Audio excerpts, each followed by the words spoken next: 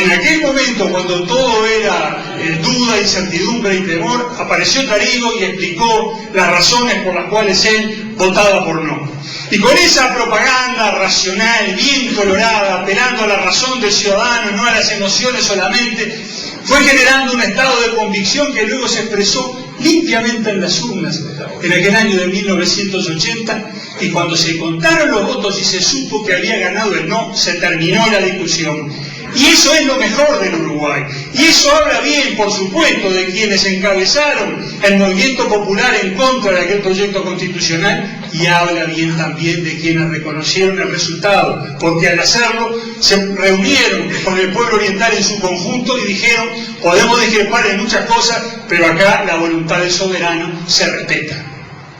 Y eso es lo que no está pasando hoy, cuando es la voluntad del soberano la que está siendo desconocida por quienes desde el Parlamento van a anular una ley que fue votada 2 veces por el pueblo. Y eso es gravísimo. Esa ley de caducidad fue una ley que vino a completar un proceso de transición de la dictadura a la democracia, que fue muy difícil, que fue muy arduo, y cuya realización constituye sin duda un timbre de honor para el Partido Colorado. Creo que mirando hacia atrás podemos sentirnos los colorados orgullosos de lo que se hizo, podemos sentirnos tan orgullosos de ese no en el que Tarigo tuvo un papel protagónico, como podemos sentirnos orgullosos de ese cambio en paz que lideró el doctor Sanguinetti con el Partido Colorado todo, y que terminó afirmando las instituciones democráticas sin que hubiese corrido aquí ni una sola gota de sangre. Procesos de transición de la dictadura a la democracia hubo en muchas partes del mundo y en muchas épocas. Leyes de amnistía y de pacificación las hubo en todas partes del mundo.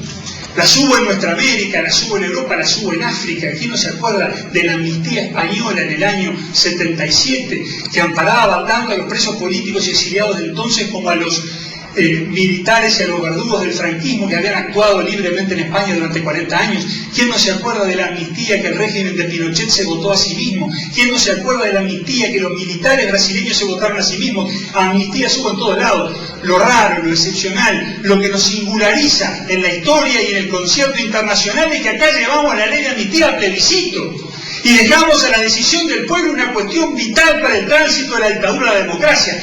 Eso es uruguayo por donde se lo mire, y esas son las cosas de las que podemos enorgullecernos legítimamente los uruguayos, y eso, nada menos que eso, es lo que se está desconociendo ahora. Yo no niego, ¿cómo voy a negar que haya sido enormemente polémica en su momento la ley de caducidad?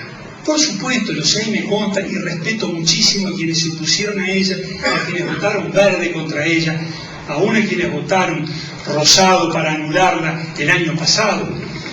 Pero apelo a la conciencia común de los demócratas. Cualquiera sea nuestra opinión de las leyes, tenemos que obedecerlas. Cualquiera sea nuestra opinión acerca de lo que es bueno o mejor para el país en un momento dado, tenemos que reconocer todos que nadie puede decidir con más derecho que el pueblo soberano, y acá el pueblo ya decidió. Se trata de eso.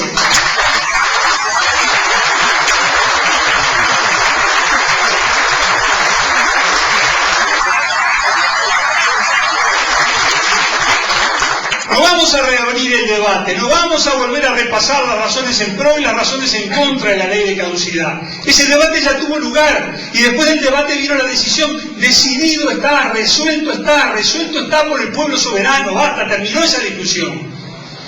Lo que sí podemos mirar retrospectivamente es qué pasó después de esa ley. Porque cuando se sancionó, los que la defendimos y los que la impugnaban, decíamos que iba a tener distintos efectos sobre el futuro del país.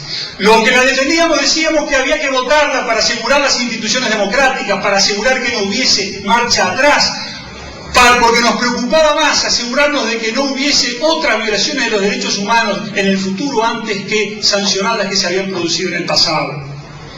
Y quienes se oponían a la ley decían con sinceridad y seguramente con las mejores intenciones que nosotros estábamos equivocados y que votando esa ley lo que íbamos a hacer iba a ser establecer acá una especie de democracia tutelada, en la que las Fuerzas Armadas seguirían mandando, imponiéndose, y donde todo dependería en definitiva de su voluntad. Así que los derechos humanos también iban a estar pendientes de un hilo, porque las Fuerzas Armadas seguirían siendo, si esa ley quedaba en pie, las las rectoras de la vida nacional. Y yo pregunto, después de los años que han pasado, después del tiempo transcurrido, ¿quién tenía razón? Los que decíamos que con esa ley se consolidaba la democracia, los que decían que con esa ley entrábamos a la democracia tutelada.